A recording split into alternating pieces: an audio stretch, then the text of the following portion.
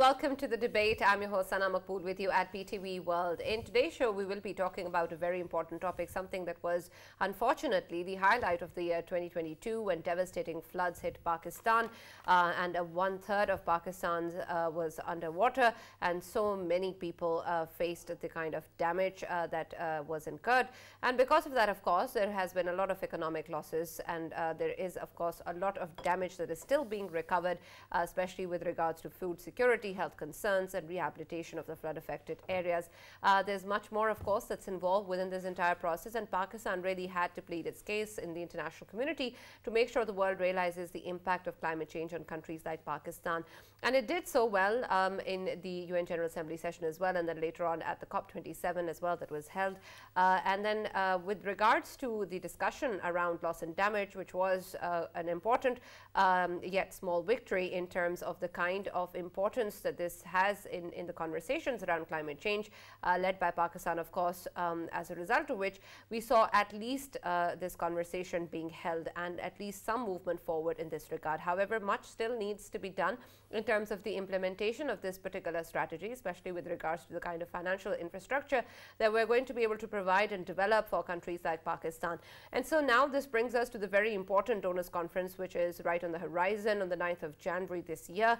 The Donors Conference is expected to be held in Geneva, and this is important, especially with regards to the financial conditions that Pakistan is currently facing, and then of course the kind of damage that due to the floods has been incurred that Pakistan obviously still has to pay for. There has been a lot of work done in terms of what is going to be presented to the donors, how this is going to go ahead in terms of the kinds of needs on ground, and then, of course, the way that Pakistan plans to proceed with the kind of work that is needed. But how exactly that's going to pan out is still, of course, a big question mark, since there are a lot of global concerns around the economic conditions as well. There is, of course, donor fatigue that is going on as well.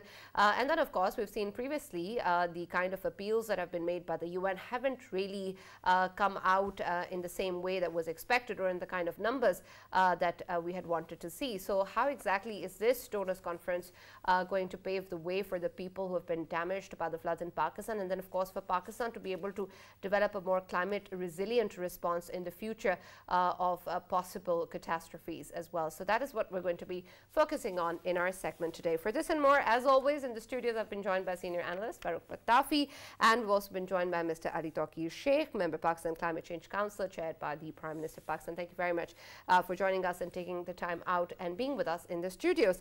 We've also been joined online by Professor Adil Najam, who's Dean Emeritus, Boston University. Thank you very much for joining us, Professor Adil Najam, and taking the time out to be with us today. But let me start with you, Mr. Ali Tauqeer, considering, of course, that Pakistan has been working very hard on the ground in terms of developing the kind of database and information that we need to carry forward with us, especially in terms of being able to make the world realize at which conditions we're currently standing on and what sort of needs exist in Pakistan, of course, to be able to move ahead with this. There is, of course, a lot banking on this, particularly with regards to the IMF and the kind of response that we're expecting as part of the conference on the 9th. But in terms of the work that was needed on ground and in terms of the kind of assessment that was needed, are we clear in terms of the kind of needs that exist and the kind of support that we require, and also in terms of the resources and coordination available at the domestic front before, of course, we take a look at what the international community can do for us? Well, the losses are colossal, and the rest of the world has seen it. And at the COP, Pakistan was the poster boy. Everybody equated the climatic changes with Pakistan and see how damaging it can be. For a developing country, the loss of 30 billion is irreparable loss. It exceeds all the adaptation efforts and all the expectation one can have in terms of loss and damage. And it covers just about every sector of Pakistan's economy and society.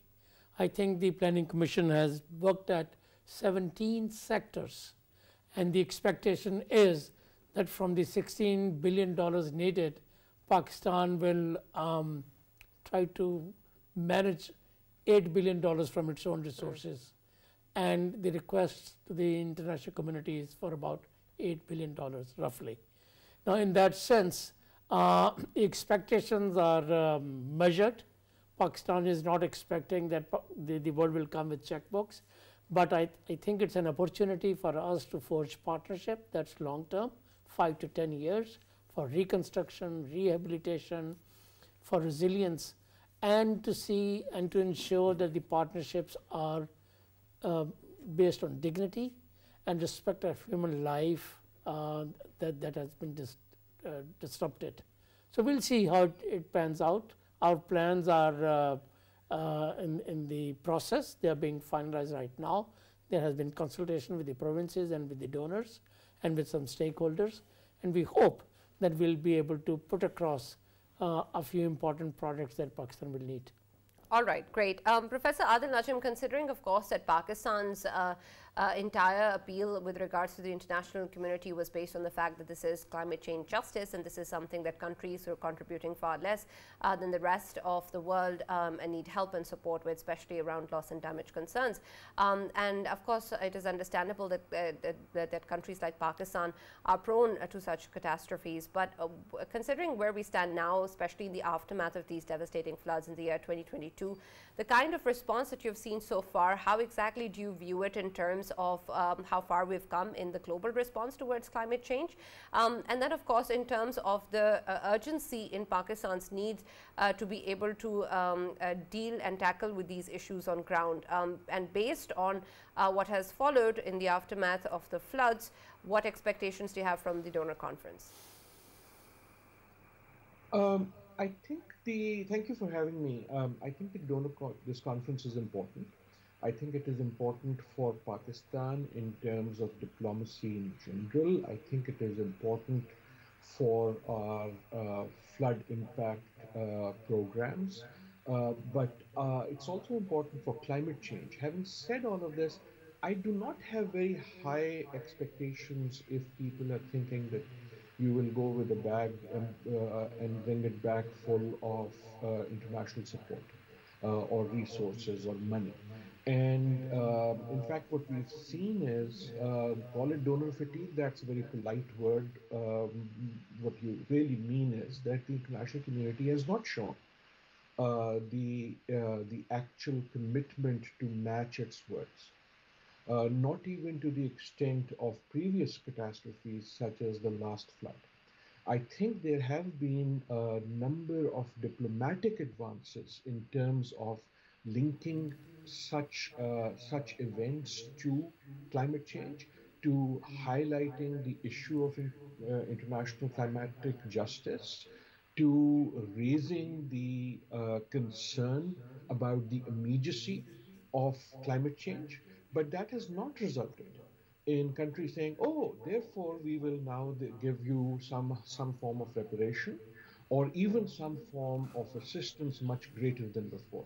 Now, this is a complex issue. I do not mean to be cynical here, but I think we should be very clear not to go in with that expectation, but to go in with a case about the floods, which should not just be about what we want from the rest of the world, but should also be about what we are doing about this ourselves, to give the rest of the world the type of trust and comfort and confidence to put in not just the support, not just the aid, but the investment that Pakistan and other countries also need to prepare for climatic change. In some ways, I think we have a tough case here in our own mind because it's a complicated case. You can make a case about floods. You know, a natural disaster comes, there's a lot of devastation, and we want immediate relief to put it back together again. On the other hand, what we've been saying, and the world has been saying with climate change is, this is not about a flood. This is about being in the line of constant climatic impacts. In fact, this wasn't even a flood in that sense, and we should be very careful about using that word because you're already seeing international pushback on that. This was a series of climatic events that started with a heat wave, which really the peak of which was a cloudburst and rain event. And then the flood made it even more. I'm sorry I'm putting a lot of stuff here, but that is the challenge before Pakistan and for many other countries. Let me say something, one more thing before I end on this. I think Pakistan has a very good friend, a surprisingly good friend. Maybe the person most concerned about these floods in the whole world Secretary General. happens to be the Secretary General of the United Nations. I think, and this is somewhat surprising, but Secretary General Guterres has taken a very personal interest in this by coming here, by actually elevating Pakistan's status at COP27. If you start thinking about what happened at COP27, it was Pakistan's diplomacy. Yes, certainly, most certainly. But also the space given to Pakistan by Secretary General Guterres. Secretary General Guterres has done this because he's been a friend of Pakistan since when he was the Prime Minister of Portugal, but also because as Secretary General, he has realized that climate and climate adaptation is an ongoing issue. And so for him, these floods and the scale of them, the visual impact of them, was an opportunity to highlight this. Now we need to reciprocate that by talking about these, by putting our case forward, not simply as a sympathy case, not simply as a victim case, but as a climate action case. By demonstrating that we understand what we need to do, we are willing to do it, and what we are asking for the world is to meet us in that battle, not as a charity case, but as a justice case. Right, absolutely. And I also, of course, respect the fact that there is a lot of support coming in, especially from the UN Secretary General as well, and perhaps other countries too who stepped forward. And this support has been instrumental, as you said, in the COP27 and other platforms. But where we stand right now, Farokh, of course, there's a lot that as Professor Adil was talking about, depending on the kind of response that we're also putting forward, and especially in the aftermath of the kind of pledges that have been made, the kind of follow-ups that have been done by the country, and the kind of resolve that the action on ground has shown. In terms of all of that, is there something perhaps that can still be reevaluated or looked upon in terms of what Pakistan is going to be presenting? Because there is, of course, the objective of being able to get the kind of monetary support from the donors conference, but is there perhaps work being done in terms of being able to showcase Pakistan's own ability, other than just the fact that we're going to be supporting half of the requirement? Right, Sana. So, by listening to both our worthy guests, I was thinking that I've spent a lifetime listening to them making a case, again, for fighting climate change. So, what am I going to actually contribute to the discussion? Then I realized that while I don't know as much about climate change, I do know a thing or two about fundraising. So this is what I'm actually going to talk about. We keep on convincing ourselves, and I understand that by virtue of being prudent, it is important that one should be realistic. But regarding money or donor fatigue, there is very simple fact. If you look at the recent US bill that was actually approved by the House, you will see that billions are committed for Ukraine, right? Sorry, Senate. US Congress, billions and billions are actually committed for Ukraine. So what exactly is Ukraine doing? Ukraine is fighting for its survival. So now the case is how much importance the West and the rest actually attach to Ukraine. That's why we see this steady trickle of money and support.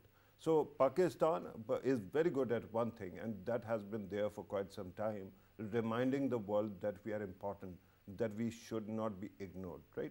Secondly, our cause is quite reasonable, realistic as well. Pakistan is suffering and is bound to suffer a lot if this aid doesn't come in, or this kind of monetary support doesn't come in. Now, regarding how to actually go about it, the first thing is, of course, how convincing your plan is, because we hear that Pakistan is going to actually present its rehabilitation and recovery case there. When Pakistan does it, we are going to see how convincing that is, and it is going to have an impact. But in the end, it will be an exercise in lobbying support and actually discussing with all the partners who are there how important it is to commit to Pakistan. I think that we are good at it, although we have this, because Cold War ended, terror also almost came to a conclusion. Afghanistan war also came to a conclusion. But a country of 220 million people, out of which 33 million are displaced and badly affected, and a country that has been struggling with terrorism for 20 years, it is quite a convincing case that you can build. And you can, of course, by ensuring that there is transparency and there is a coherent plan that convinces everybody, I think you will be able to attract a lot of investment as well. All right. Mr. Ali Tauqeer, considering, of course, that this is an important aspect of what we're going to present to the donors conference, especially in terms of our way forward and our strategy forward, it seems that, of course, there's a lot of talk with regards to what we'll be expecting from the international community and the donors. But in terms of what perhaps the countries are expecting of us, especially, of course, in terms of the plan that we have in terms of rehabilitation and recovery, this is something that we're also working on with the IMF, and then, of course, the other countries as well who will be part of this donors conference. Has there been work done in terms of being able to show this kind of commitment and plan and a sort of framework that perhaps the world requires from us? Yes, it's a very good question. Actually, it is less of a donor conference and more of a friends conference. It's about our relationships. It's not how desperate Pakistan is or how badly wounded it is by a series of disasters like the floods. But it is about solidarity of human beings. It is about our relationships. So we'll need to see very closely that who else is sitting on the table. The multilateral development banks like ADB, World Bank, and Asian Infrastructure Bank have already committed more than $2 billion. So Pakistan's expectation is relatively modest. It's looking at about $1 billion commitment or not. But what I'll be keen to see whether or not Kuwait is sitting there, Saudi Arabia is sitting there, Dubai is sitting there, China is sitting there, or is it only the European Union and the United States? The document that I saw, it was an early draft, has the Pakistani and the US flag on the document. It is a resilience frame. It's called the resilience framework. So I think it's a test how innovative Pakistan is in its ask and in its fundraising campaign. Have we elbowed out I think the test for Pakistan will be, and it's still there is time for us to adjust, to not elbow out private sector, because end of the day, it's not a division between Pakistan's own resources, government resources, and the donors' resources. It is Pakistan's ability to leverage others as well, such as non-Western countries I mentioned, some Middle Eastern countries, or the private sector investment. So as we grow forward, our needs are very huge.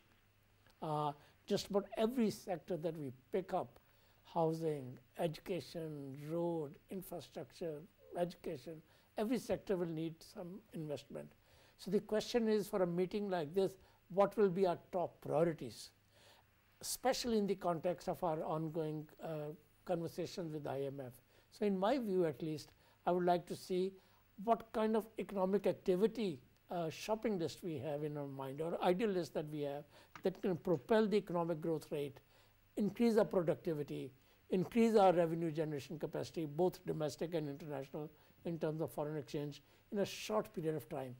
If we want to just construct the schools, as important as they are, they may not necessarily propel the economy or the hospitals. Therefore, it is a very, very complex problem. We are divided between humanitarian concerns and the investment in the future, such as agriculture, and then at the same time, the economic compulsions that we have. What is very important for us to realize that resilience also is part of our global discourse. There are international standards and expectations. We cannot relabel an ongoing project from some ongoing PSDP project. I understand we have several PC1s ready. We have about 24 projects that were previously approved, either by the previous government or the present government, that were short of resources, such as a national flood protection plan number 4 that was developed after 2010 floods. So that is on the shopping list. We are seeking $4 billion for expenditures like this to enhance our capacity. It has many, many structural responses. We also want to look at some non-structural responses. So it's a mixed basket. Therefore, our expectations have to be very measured. And as I said earlier, I think it's the best opportunity for Pakistan to forge medium to long-term partnership in resilience with many of the players and participants to see how far we can work together in the coming years. Right, absolutely. Professor Adil, earlier you were also talking about the kind of factors that are contributing as a driving force for countries to be able to respond. And in terms of Pakistan being able to showcase this as a matter of justice, and what Mr. Ali was also speaking about in terms of the kind of solidarity or collective response that is needed, this is something that the UN Secretary General has also emphasized with regards to a lot of issues that the world is facing right now in terms of conflict, in terms of climate change, and also, of course, the post-pandemic era. But we haven't really seen much examples of this being the foundation on the basis of which countries have responded or acted just because it is a concern that everyone shares, or it is an issue of morality, or it is the fact that this is what is the just thing to do. And so, of course, I understand that the appeal is important for the world to understand that climate change is a global issue and this is a matter of justice. But is that reason enough for any country to be able to step up and move forward with regards to the kind of help or support that is needed? Because we've rarely seen collective responses to global concerns. Yeah, and I think you're exactly right. I don't think you will see it here. I really don't think. I don't think it's as simple as Pakistan demanding justice and the world giving us justice when that happened before in history. If justice wasn't given for things even like slavery, why do you assume that it will be given so easily for climate? That doesn't mean we don't raise the issue. That means we have to think about how we raise the issue. Countries, it's not a question of donor fatigue either. I think we should call it what it is, including to them. It is donor uninterest. Fatigue is when you've done so much that you are tired of it. Fatigue can't be at point zero. I think what Farrukh was saying is right. There is a donor priority, and climate is not that. It's not about Pakistan. Climate is a dangerous thing for donor countries, because if they start giving out on climate justice to Pakistan, this was not the only disaster that happened this year. There was an equally big, by many people, larger mega drought in Africa this year. There was a heat wave in China this year. There were hurricanes in Florida this year. There were fires in Europe this year, right? So if you accept the principle that emitting countries are going to pay out for climate catastrophe, that's what the political debate is about. Now, I do not suggest that you don't make that point. But I do suggest that we be realistic enough to understand that making that point doesn't equate to someone saying, okay, you're making a good point, therefore, I'm going to put in 30 billion here. Now, having said that, I think the most important thing said in this program was by Ali and earlier by Farrukh, both pointed out, this is a diplomatic moment. This is a diplomatic conference, and we should not see it as an aid conference. And what I mean by that is the best thing you can do is to get those friendships, because Pakistan does have a credibility problem in certain parts of the world, to demonstrate to the world that we are serious about our own people's well-being. We are serious about climate change, because the world is smart enough to understand if we come across as wanting to solve our current economic crisis through flood relief, it is not as if the world doesn't understand that, right? Let me just do the math and be very, very upfront about it. So the estimate, according to some, is that the floods cost is about 30 billion.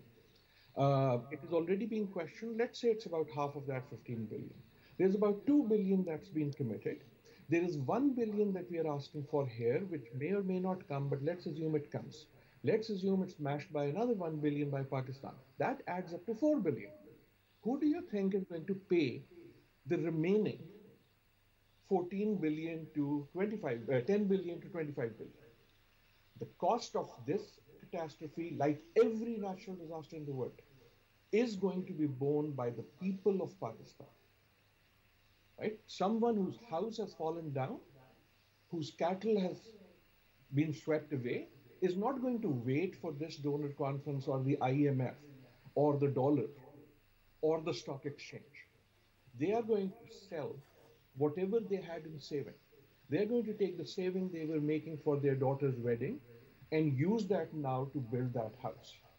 Right? So this, I think, Pakistan should understand and the world should understand that, like in every disaster, the real payment is going to be made by the people who suffered. Now, the responsibility of the world, and first of all of Pakistan itself, is to create the conditions that with ongoing climate change, the vulnerable poor people of Pakistan who haven't contributed to this crisis, you and I have, just like as the US and EU have, right? The rich Pakistanis have, but the poor haven't.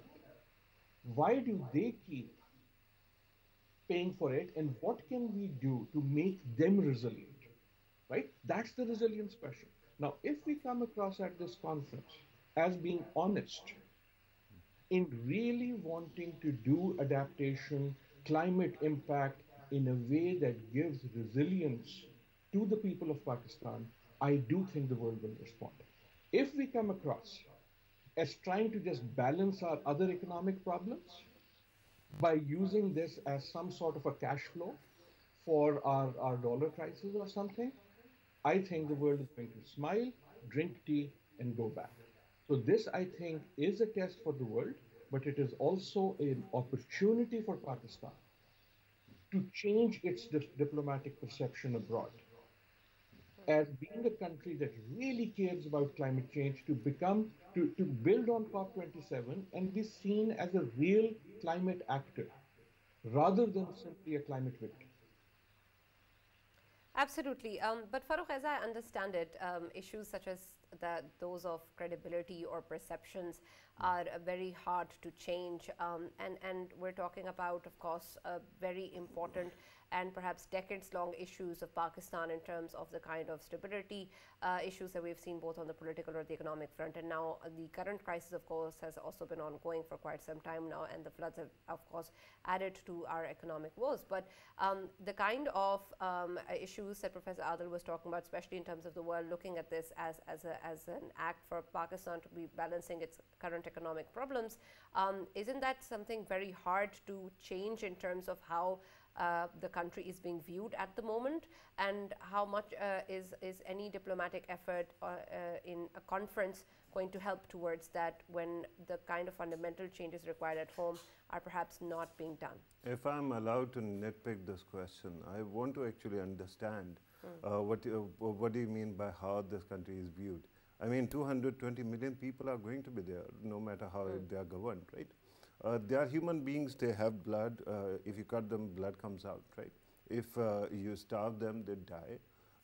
If you actually put them through all the, troubles and tribulations of, flood and climate change, they are going to suffer. It hurts them as much as it hurts anybody else. So that is not the issue. The biggest issue is how are you going to actually calibrate your response to the image that might be there. Of course, there are negativities as well, but there are countries. For example, if there's going to be a drought in Russia, everyone is fighting in Russia right now. Do you think that the world community is going to let people die in Russia? That won't happen, right? There are moments when all these sanctions are suspended for humanitarian causes. So important thing to understand is how validly and how articulately you build your case. And because we were talking about diplomacy and we were talking about this being a diplomatic effort, let me also remind everybody who is watching back at home here in Pakistan that this might be a corrective moment. If we really wake up and if we commit ourselves to how we are going to rebuild life, it can really, really have an impact on that image as well. But here's the question, Sana. The other day, when all this catastrophe started, I quoted Carlyle Group's co-founder, who said that never take no for an answer when you're raising money for a good cause. And secondly, he said that why do you keep on telling yourself that there's shame? There's no shame in asking, right? This is what I believe in. I think that if Pakistan wants to actually really go out and convince other people that there's going to be transparency. The money will actually go to the causes that were there. Secondly, there is a very coherent plan, and this is foolproof, it is flawless. Then everybody will start actually, responding. And they have been responding, by the way. We keep on telling ourselves that the response wasn't that robust. But with due respect, there was a response. There could have been a moment when there was zero response. The United Nations Secretary General could have refused to come here. The other people who came, USAID, others, international media, they could have said, okay, we don't want to go. It is Pakistan. If we are abandoning Afghanistan, why not actually forget about Pakistan as well? But they came here. So there is something in there. It actually reminds me of my first television interview that I did something like 21, 22 years ago of Dr. Steve Cohen, late Professor Cohen. And I asked him in one of the question answer session, I asked him how relevant is mortality in the international system. And he started chuckling. And I said, did I say anything funny? He said, no, you ask a profound question. And while we keep on being a realist, he says that we keep on undermining it. There is a component of that as well. America's commitment to Israel, China's commitment to Pakistan, Pakistan's commitment to China. There are examples. And then there is a UN as well. So we don't have to convince ourselves that there is nothing out there that is going to help us. But be prudent. Be smart about it. Why is it that every political party, when it comes out of power, it starts actually hiring lobbyists? Why is it that you don't do it when you are in government? This is a hectic lobbying effort and diplomatic effort. If we commit ourselves to it, and by the way, so far, you listen to Shari Rahman Sahiba, the way she has led the loss and damage cause at the G77. The foreign minister, the prime minister, there is great hope. Let us hope that Pakistan does not drop its ball when it goes there. If it doesn't, it might be surprised by the reaction that might be there. All right, and thank you for all of that optimism. Of course, I think we all needed it, especially me. Professor, when we talk about, Mr. Ali, when we talk about the issue, of course, at what is needed at home, in terms of the kind of work and homework that Pakistan needs to put in towards all of this, there is also the issue in terms of all of the current political setup or the decision makers in different institutions being on the same page, especially in terms of the kind of response that's needed. And that's perhaps something that we talk about in the face of any issue or threat that Pakistan is dealing with. And even if we don't look at the larger political or economic concerns, in terms of the ministries involved, in terms of the current political setup, is everyone aligned at what is needed and what the strategy is for Pakistan moving forward as a climate change response, especially ministries such as the finance or the planning ministry, and then of course the larger political setup, as to what the country needs as a future plan? Well, these are not only difficult times, but there are paradoxical issues that Pakistan and the world is confronting. I'm not too sure if the present situation that we have with IMF is good or bad for the donors conference. Okay. I don't know how it is going to pan out there. I'm also, when I look at the grand numbers, I'm very humbled and puzzled. For example, a couple of weeks ago, the World Bank's country report on climate change came. It said that between 2023 and 2030, Pakistan will need $152 billion for adaptation alone, 152 billion. And we lost 30 billion or something during these floods. And then we said we need 16 on emergency basis for reconstruction. And then we said we have prioritized 8 billion. And then out of those 8 billion, we said we'll spend this much from our own resources, this much we'll get as loans from multilateral development banks, and the expectation from the world is to extend support for $3 to $4 billion, even though we expect barely $1 billion commitment during the conference. So look, a country of $120 billion coming down to $1 billion or $2 billion after 6 months after the floods. So this is very, very telling. So we have several issues to resolve. IMF is just one.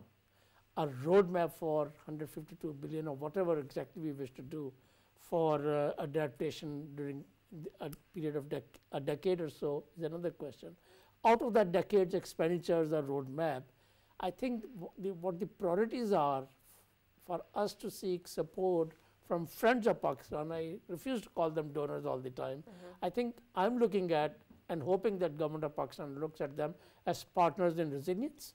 We work together for a decade or so, and we prioritize certain areas. One or two areas that are most important for us is for example, housing sector. Just because the housing sector is not very resilient, we lost more than $10 billion in the floods. Granted that rains of this magnitude would have caused damage in any country, but yet I believe that these damages didn't need to be as high. Only if our housing design, their drawings, their materials, their location, the planning was better. We lost about $10 billion in agriculture, only because we have not paid any attention to our cropping pattern. Some of the areas that we picked for cotton are not right for early rains, and we have done that again and again. So there are a number of structural decisions that we need to make in housing sector, in agriculture and food security sector, and then road and other infrastructure. We lost roughly another $10 billion. Now, in any other country, there would have been a judicial commission by now that why we have lost so many of roads and bridges and power stations and public sector infrastructure. Now, public sector procurement, of course, need to be improved, not only in terms of its transparency, but also in terms of its construction standards. We don't need to lose and reconstruct our buildings and roads and bridges again and again. So if we prioritize our resilience roadmap along these lines, I think the world will be very forthcoming. But if we are saying that, look, our people are in destitute and we need to provide them water and food and camps, and there is winter and they need to go back to their livelihoods, same livelihoods, same standards of housing, people will not get very impressed. So I think our articulation and our narrative need to graduate to another level when we meet our friends. And when it graduates to another level, we need to show them our roadmap for next 2 decades, whereby we want to say that we want to ensure that every Pakistani has a dignified life, it has access to education and health, safe buildings, school buildings, safe hospitals that can work in disasters also, and at the same time roads that we don't want to reconstruct, houses that we don't want to invest again and again. And that kind of articulation, a paragraph or two, only 5-10 minute speech by the Prime Minister there, and synchronized with the Secretary General can go a long way. Right. Absolutely. And those kind of responses perhaps, of course, are needed right now as well, and perhaps could have been done many, many years ago. There have been other climate catastrophes that we have dealt with. We called the floods in 2010 unprecedented also. And so perhaps a lot of the measures that we're talking about could have been at least planned or taken up prior to the floods that we have witnessed last year. Professor Adil, considering that whenever we talk about the issue, we emphasize the fact that Pakistan contributes less than 1% to global carbon emissions, and I understand how that's important in terms of Pakistan's contribution and our appeal towards justice. But do you think that stance sort of also has the side effect of taking away the accountability at home towards the kind of measures that Pakistan can and possibly do in terms of the kind of measures that Mr. Ali was also emphasizing upon, and the kind of work that it needs to be done within our own country as well? Because of course a lot of that also depends on the size of our economy, and not just the fact that we're being more responsible. Are we also as responsible as the percentage of the global carbon emissions are? I, I think the general point is right. We are not as responsible because our emissions are low. On the other hand, the whole point of our development initiatives is to raise our emissions, right? If we became an industrial power tomorrow, we'll have more Yes. emissions. But certainly at this point, we can't equate. Pakistan's emissions are very small. However, there is a climate justice issue within Pakistan. The emissions of those who were affected by the flood were low, but your emissions, Sana, Farrukh's emissions, Ali's emissions, my emissions are not that low, right? We do drive the same cars, we live in air-conditioned spaces and so on and so forth. Maybe not the same way as mine living in the US, but that's a separate issue. Let me try to be, I hope I'm not coming across as a negative voice. I think what Farrukh is saying, what Ali especially said just now is exactly right. Pakistan needs to up the game. To raise the narrative to a new status. So, because this is an opportunity. It is an opportunity. What would constitute a successful conference for me? Right? What should happen there that we should say that, okay, here was an opportunity and we used it well? First of all, I think it is where we started. This is a meeting of friends. It is a diplomatic opportunity for a whole day. Right? If I remember the program from 8:10 in the morning to about 4:30 in the evening, world leaders, agency leaders, UN leaders, maybe even some prime ministers and so on and so forth, will only be focused on Pakistan. That is a huge diplomatic opportunity, where we sometimes yearn for a phone call here or a phone call there. This is the performance. Pakistan needs to put forward, right, that changing that narrative that you were saying is a long journey. Sure, it's a long journey, but let's please start. Right? Because it's a long journey, let's start here. So if we come across using that 8R, which is a very major thing that you've got, that would be thing one. Now, what do we mean by using it? A, if we come across to those in that meeting that we have, as Farrukh was saying, a credible, thought out plan. Nothing is ever foolproof, nothing is ever perfect. But sincerity, when it is there, can easily be seen. That is focused on the lives and the livelihoods of the people of Pakistan. That is truly about sustainable development. That is not simply about number shell games. If we come across, because the other thing with 8 hours is, you can probably do the quick, selling act in 5 minutes, but to maintain it for 8 hours, you have to be sincere. I think Pakistan is. If we come across in that time as having thought through what it will take to make the lives of people impacted by not just this flood, but by future floods, that's the climate angle. The climate angle is that the flood is not a past issue now. It is something that we expect different types of disasters to keep coming because climate change hasn't gone away. This time it was a flood, maybe next time it will be a drought. Right? And so on and so forth. So second thing, we have to come to be seen to be sincere to sustainable development in the plans we put forward. I have 4, I'll be very quick. The third one is if we come across as serious about climate change. Pakistan used to be a leader in global climate change back in the 1990s. For a very long time, internationally, we dropped that ball. We seem to be picking it up again now. Here is a chance again to be able to talk about the flood. Not only again in victimhood terms, but in climate terms. If we do that, then you're opening the doors not only to this conference, but to a lot of other climate financing.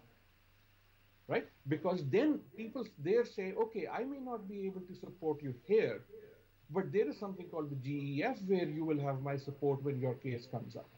They will be the next COP. So building that climate credibility is the third. And the last one is the money part. I think there will be money. Let me make a prediction. There will be money. You don't call a conference like this unless you already have some commitments in hand, right? The Secretary General's own reputation is on line. The appeal was his, and it wasn't met, right? So he is the one who sent out the invitations. He wouldn't have sent out invitations if he doesn't have a few checks in his pocket. So those will be enough. That is very good, right? We have to be seen to be good custodians of it and to up the game. But, and here is my absolute last point on this money part. what we should be asking for is also structural change. Actually, I care less about the money committed. I want to talk about debt and how that has become the biggest impediment to climate finance. I do think IMF is the problem here, right? The IMF cannot be saying to countries like Pakistan is not the only one. Right now, there are 35 countries that are talking in default languages, which is IMF's failure. IMF as an institution has failed to see the world we are living in and is trying to force things on the most vulnerable countries. That's the conversation I would like to start. Not in an aggressive way, but to say we need structural change.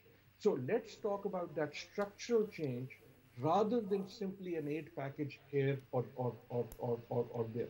If that happens, I think we would have used this moment very well.